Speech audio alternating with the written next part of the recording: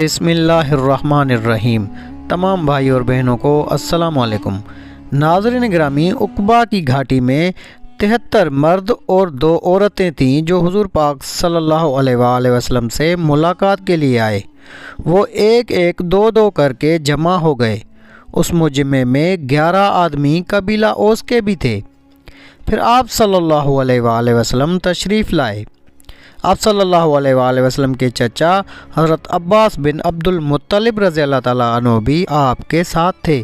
ان کے علاوہ آپ صلی اللہ علیہ وآلہ وسلم کے ساتھ کوئی نہیں تھا۔ حضرت عباس رضی اللہ تعالیٰ عنہ بھی اس وقت تک مسلمان نہیں ہوئے تھے۔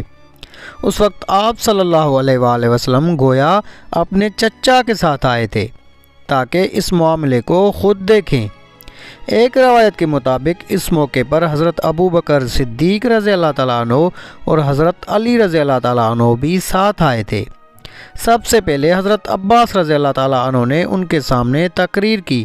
انہوں نے کہا، تم لوگ جو عہد و پیمان رسول اللہ صلی اللہ علیہ وآلہ وسلم سے کرو اس کو ہر حال میں پورا کرنا۔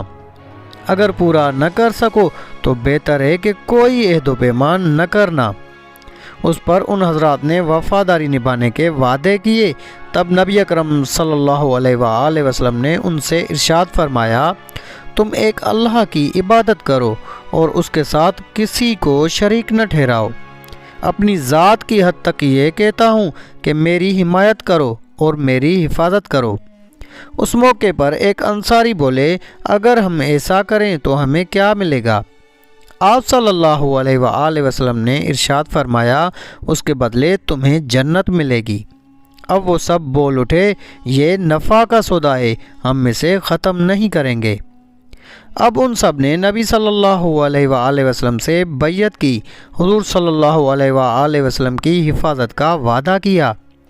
حضرت برا بن معرور رضی اللہ تعالیٰ عنہ نے کہا، ہم ہر حال میں آپ صلی اللہ علیہ وآلہ وسلم کا ساتھ دیں گے، آپ صلی اللہ علیہ وآلہ وسلم کی حفاظت کریں گے۔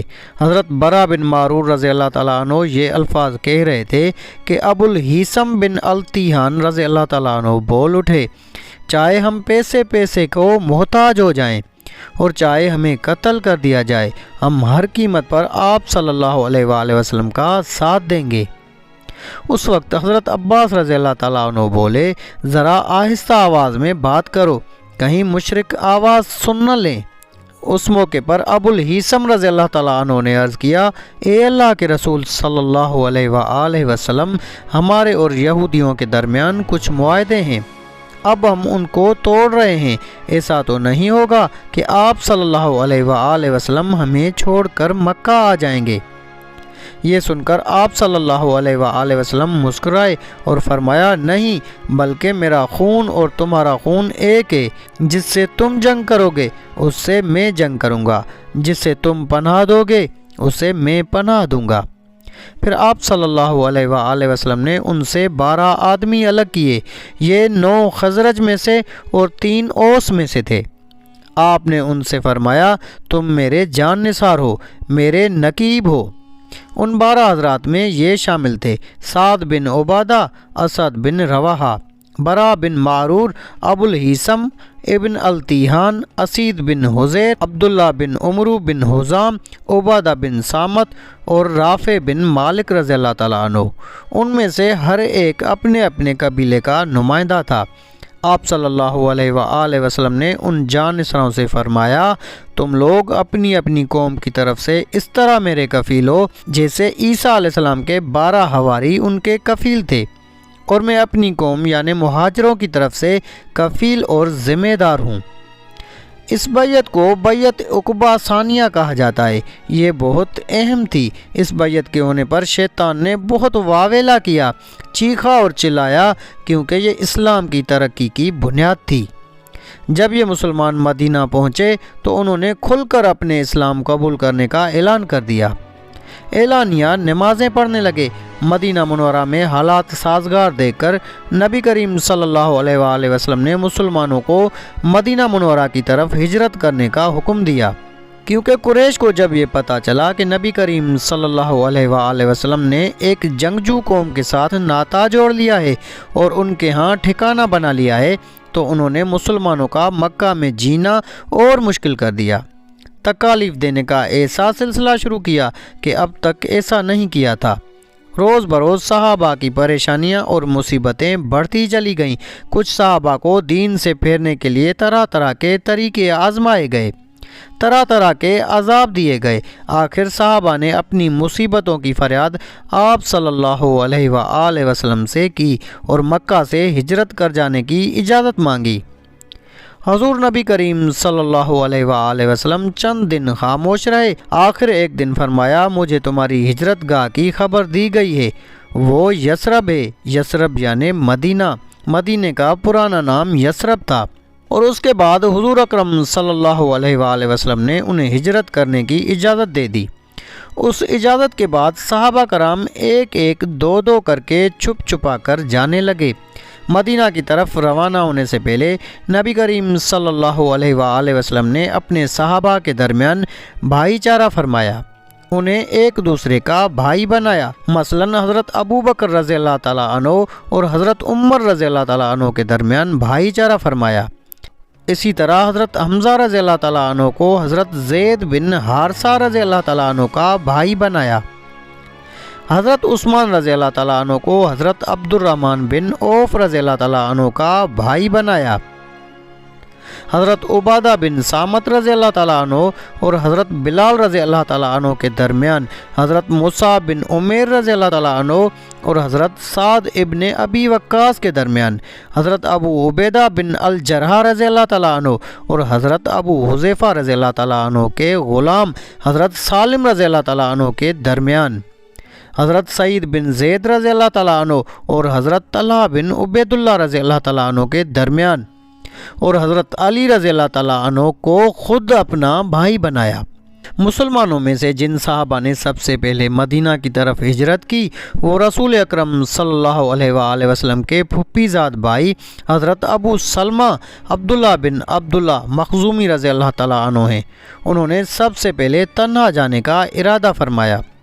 جب یہ حبشہ سے واپس مکہ آئے تھے تو انہیں سخت تکالیف پہنچائی گئی تھیں۔ آخر انہوں نے واپس حبشہ جانے کا ارادہ کر لیا تھا، مگر پھر انہیں مدینہ کے لوگوں کے مسلمان ہونے کا پتہ چلا تو یہ رک گئے اور ہجرت کی اجازت ملنے پر مدینہ روانہ ہوئے۔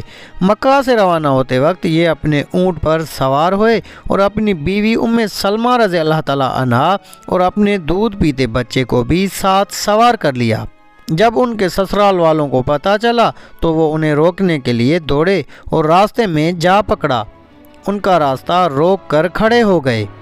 انہوں نے ان کے اونٹ کی مہار پکڑی اور بولے، اے ابو سلمہ، تم اپنے بارے میں اپنی مرضی کے مختار ہو، مگر ام سلمہ ہماری بیٹی ہے، ہم یہ گوارا نہیں کر سکتے کہ تم اسے ساتھ لے جاؤ۔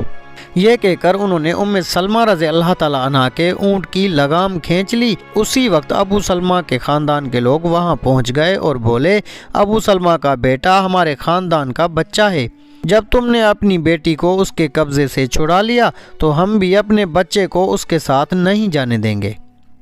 یہ کہہ کر انہوں نے بچے کو چھین لیا۔ اس طرح ان ظالموں نے حضرت ابو سلمہ رضی اللہ تعالیٰ عنہ کو ان کی بیوی اور بچے سے جدا کر دیا۔ ابو سلمہ رضی اللہ تعالیٰ عنہ تنہا مدینہ منورہ پہنچے۔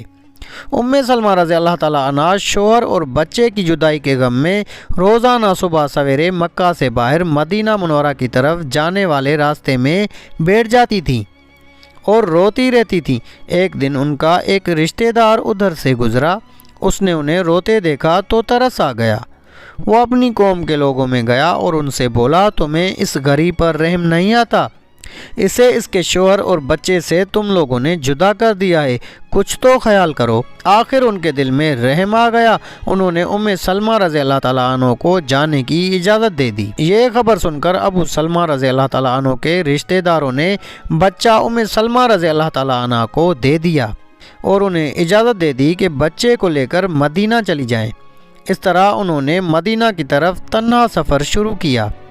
راستے میں حضرت عثمان بن طلحہ رضی اللہ تعالیٰ عنہ ملے۔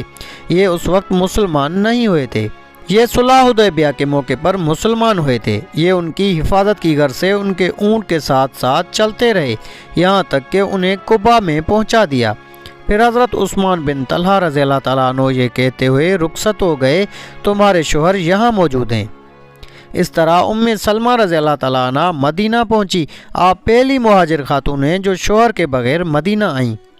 حضرت عثمان بن طلحہ رضی اللہ تعالیٰ عنہ نے انہیں مدینہ پہنچا کر جو عظیم احسان کیا تھا اس کی بنیاد پر کہا کرتی تھیں، میں نے عثمان بن طلحہ سے زیادہ نیک اور شریف کسی کو نہیں پایا۔